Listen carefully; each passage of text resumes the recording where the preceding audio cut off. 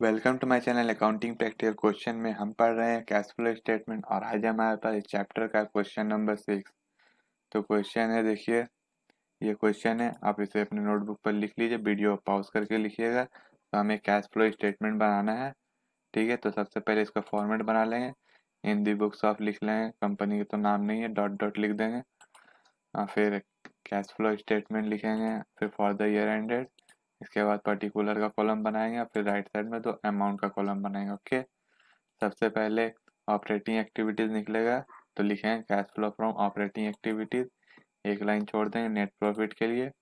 फिर ऐड करेंगे decrease in current asset oblique increase in current liability. Okay, फिर कुछ लाइन छोड़ के लिखेंगे less increase in current asset oblique decrease in current liability.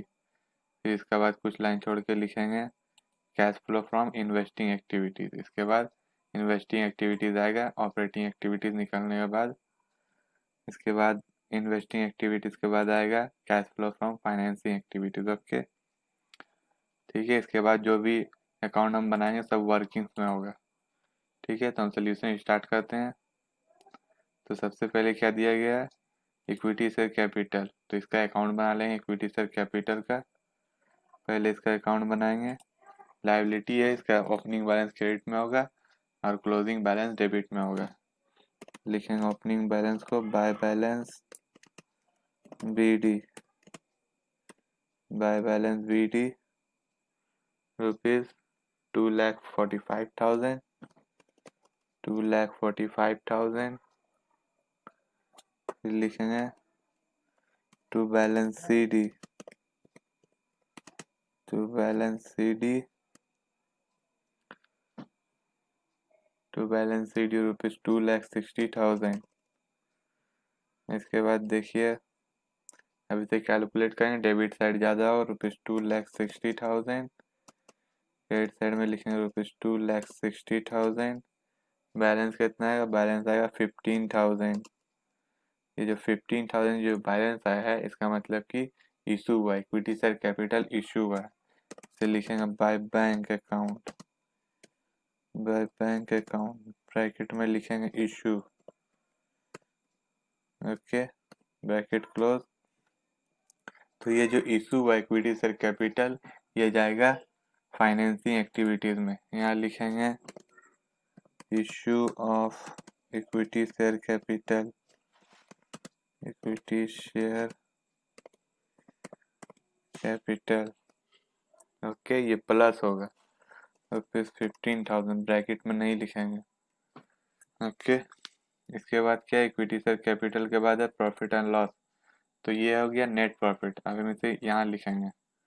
Okay, net profit, net profit बोल के लिखेंगे इसे। देखिए इसका ओपनिंग बैलेंस कितना है 45,000 और क्लोजिंग बैलेंस है 75,000। तो जो क्लोजिंग बैलेंस है इससे ओपनिंग माइनस करेंगे। ओके, 75,000 माइनस 45,000 करेंगे। यहाँ लिखेंगे ब्रैकेट में, लिखेंगे 75,000,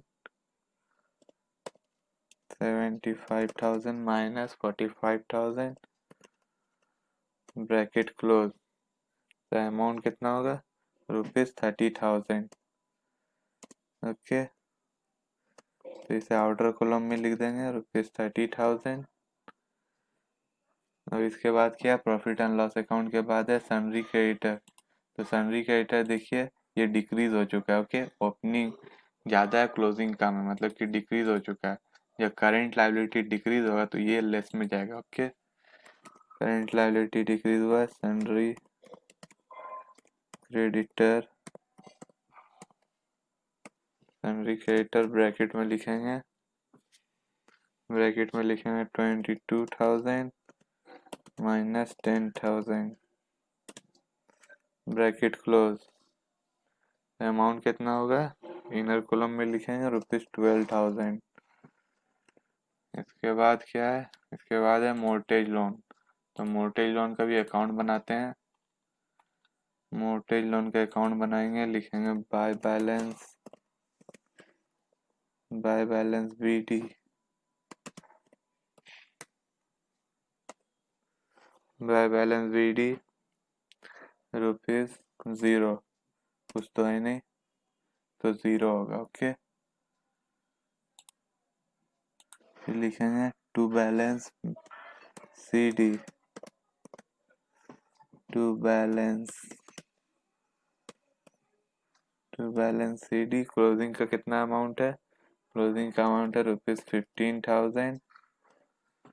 अब इसे कैलकुलेट करते हैं। डेबिट साइड ज़्यादा होगा, ₹15,000। क्रेडिट साइड में लिखेंगे ₹15,000। ओके,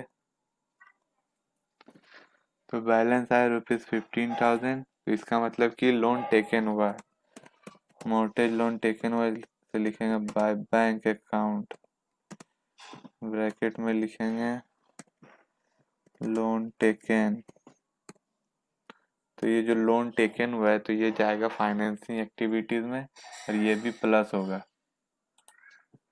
तो यहाँ लिखेंगे मोर्टेज loan taken, मोर्टेज loan taken ₹15,000। Okay, ₹15,000। अब देखिए इसके बाद क्या है। इसके बाद लायबिलिटी साइड तो कंप्लीट हो चुका है। एसेट साइड देखेंगे। एसेट साइड में है पहले लैंड एंड बिल्डिंग। तो देखिए इसका ओपनिंग और क्लोजिंग बैलेंस सेम है, ₹1,40,000। ये दोनों बैलेंस सेम है। इसके बाद है प्लांट। तो प्लांट का अकाउंट बनाते हैं। प्लांट का अकाउंट बनाएंगे, यहाँ लिखेंगे ये एसेट है तो इसका डेबिट बैलेंस होगा to balance BD, to balance BD ₹85,000। लिखेंगे बाय बैलेंस CD, क्लोजिंग को लिखेंगे बाय बैलेंस CD, ब्रैकेट में लिखेंगे। तो इसका अमाउंट कितना है? ₹1,15,000। अब इसे कैलकुलेट करते हैं। देखिए क्रेडिट साइड ज़्यादा होगा, ₹1,15,000। डेबिट साइड में लिखेंगे ₹1,15,000। बैलेंस कितना है? 30,000। 30,000 बैलेंस है। इसे लिखेंगे टू बैंक अकाउंट, ब्रैकेट में लिखेंगे परचेज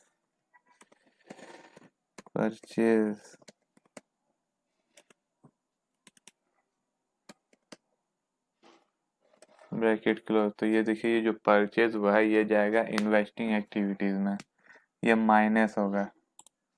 यहाँ लिखेंगे परचेज ऑफ प्लांट,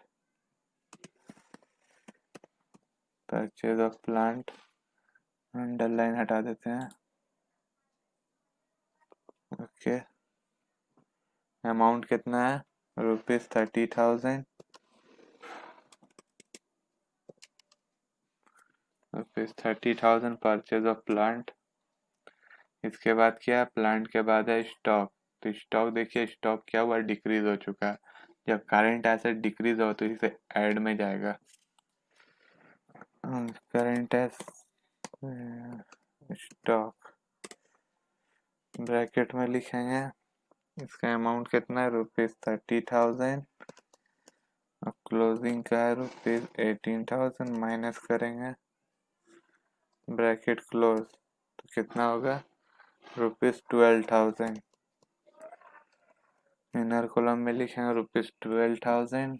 इसके बाद क्या है? इसके बाद डेटा देखिए इंक्रीज हो चुका है। जब करंट एसेट इंक्रीज होगा तो ये जाएगा लेस में। Okay,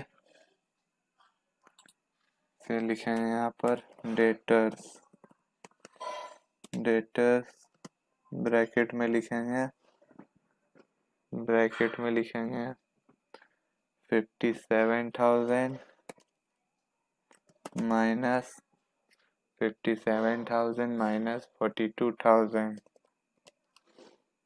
bracket close. तो अमाउंट कितना होगा? ₹15,000। ओके, ₹15,000। इसके बाद देखिए कैश है। तो कैश लास्ट में जाएगा जब हम सब कुछ क्लोज कर लें, उसके बाद हम कैश का एंट्री करेंगे। ओके, तो अब देखिए, अब इसे कैलकुलेट करते हैं कैश फ्लो स्टेटमेंट को। तो ऐड का टोटल अमाउंट कितना होता है, ₹12,000।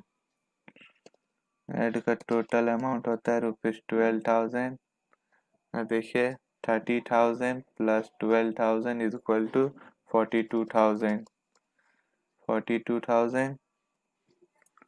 अब देखिए लेस का टोटल अमाउंट कितना होता है, लेस का टोटल अमाउंट होता है ₹27,000।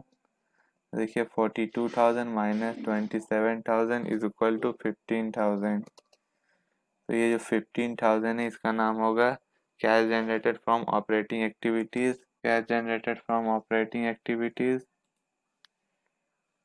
ओके, अब देखिए इन्वेस्टिंग एक्टिविटीज का टोटल अमाउंट कितना हुआ, ₹30,000। अब इसे कैलकुलेट करते हैं। ये जो ₹30,000 है ये माइनस में होगा, प्लस हुआ है ना, ये माइनस में होगा। इसे ब्रैकेट में लिखेंगे, ब्रैकेट में लिखेंगे ₹30,000। इसका टोटल अमाउंट भी माइनस में होगा, ₹30,000। तो इसका नाम होगा cash generated from financing activities. लिखेंगे कैश जनरेटेड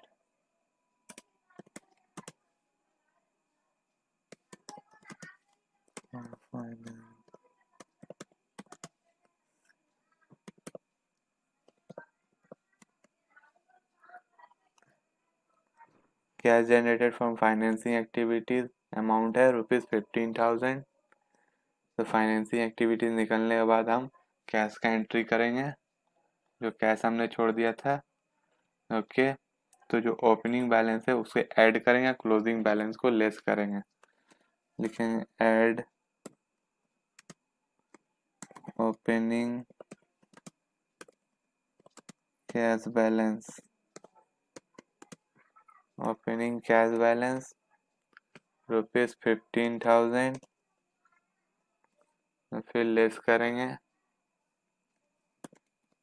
क्लोजिंग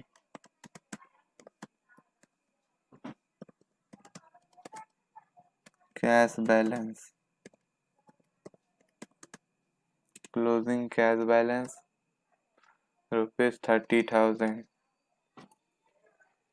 ओके, तब इसे कैलकुलेट करते हैं।